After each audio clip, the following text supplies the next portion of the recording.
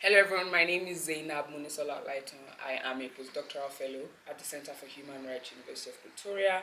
I completed my doctoral degree in political science from the University of Pretoria also.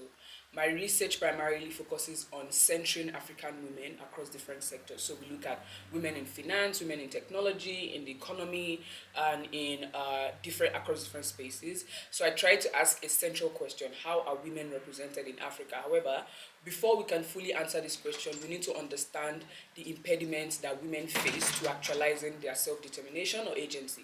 And one of that is gender-based violence. Gender-based violence is a very pervasive issue and systemic and endemic issue across the African continent and also even within South Africa.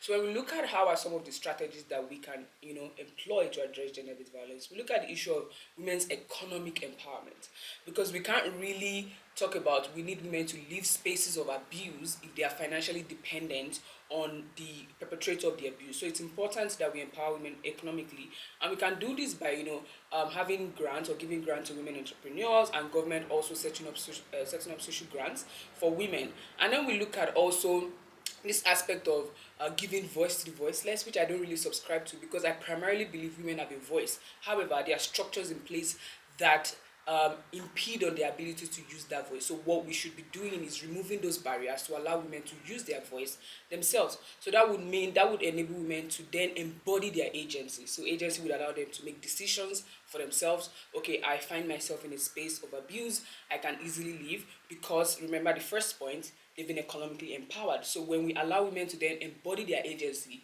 we can then start talking about, okay, the representation of women across different sectors, and then which will ultimately lead to their holistic well-being and quality of life. So much more in summary, when we look at gender-based violence is the manifestation of an endemic problem.